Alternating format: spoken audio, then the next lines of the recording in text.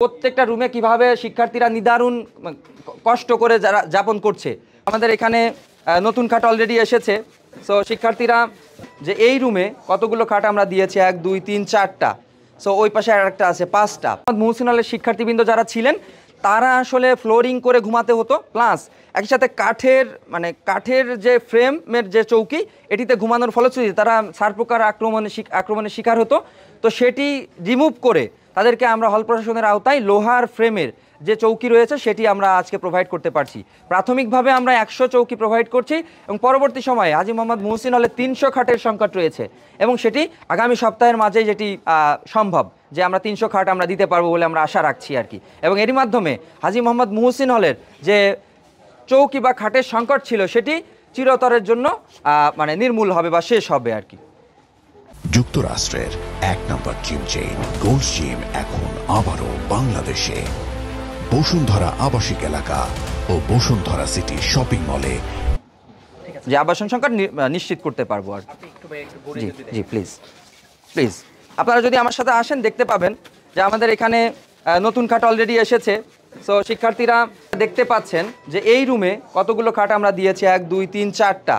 So ওই পাশে আরেকটা আছে 5টা এবং আগে থেকেই মুহসিন হলেরই আরও খাট রয়েছে, সেটা চেঞ্জ করা লাগে না আর কি। আপনারা দেখেন যে প্রত্যেকটা রুমে কিভাবে শিক্ষার্থীরা নিদারুণ কষ্ট করে যারা যাপন করছে। প্রত্যেকটা রুমে এইভাবে কাপড় তারা টানিয়ে রাখতে হচ্ছে আলমিরার অভাবে। অর্থাৎ একই সাথে তাদের এই রুমে দেখেন যে কোনো টেবিল কিন্তু নাই পড়ার জন্য আর কি। অর্থাৎ ঢাকা বিশ্ববিদ্যালয়ে যে স্বপ্ন নিয়ে শিক্ষার্থীরা আসে সেই স্বপ্ন কিন্তু এখানে এসেই বলা চলে যে হয়ে যায়, তাদের যে আশা থাকে সে আশাটা নির্মূল হয়ে যায় বা তারা আসলে আশাহত হয়ে পড়েন।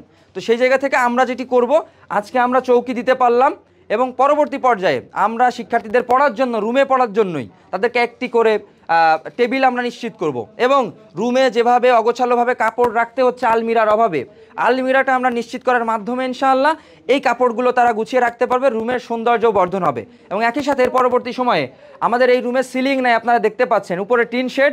সো সিলিংয়ের জায়গা থেকে আমরা একটা বাজেট পাস হয়েছে, সিলিং হবে। সিলিং হওয়ার মাধ্যমে আমাদের শিক্ষার্থীদের যে হিট এবং শীতের যে কষ্ট পেত সেই কষ্ট দূরীভূত হবে বলে আমরা বিশ্বাস রাখছি। তো সার্বিক জায়গা থেকে আমরা মুহসিন হলের এই রুমগুলোতে রঙও করব, প্লাস এই যে শিক্ষার যে জরুরি উপকরণগুলো, অর্থাৎ সে থাকার জন্য একটি বেড দরকার, তার পড়ার জন্য একটি টেবিল দরকার, তার কাপড়গুলো গুছিয়ে রাখার জন্য একটু আলমিরা দরকার এবং তার একটু সুন্দর পরিবেশ দরকার, সবগুলোই নিশ্চিত করব আমরা ক্রমান্বয়ে আর কি। শিক্ষার্থীদের সাড়া কেমন দেখছেন? আমরা শিক্ষার্থীদের সাড়া তো আসলে আমরা মুখে বললে এটা কেমন হবে, আমার কাছে মনে হয় যে আপনারা শিক্ষার্থীদের কাছ থেকে ইন্টারভিউ নেন, তো এটা আমার কাছে মনে হয় যে ভালো হয় আর কি।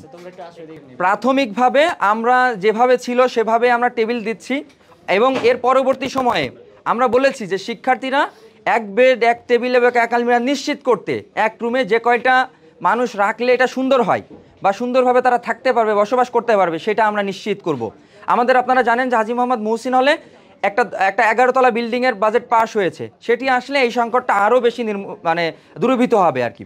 এবং এই যে এখানে যে বিষয় রয়েছে, আমাদের সিনিয়র যে সকল শিক্ষার্থীরা রয়েছেন তারা চলে গেলে এবং সেই জায়গায় অ্যালটমেন্ট এখান থেকে কমিয়ে দেওয়া সম্ভব হবে এবং এটা আমি মনে করছি যে আগামী 1 মাস বা 2 মাসের মাঝেই এখান থেকে আমরা শিক্ষার্থী কমিয়ে তাদের যে আবাসনের সুন্দর পরিবেশ সেটি আমরা নিশ্চিত করতে পারবো।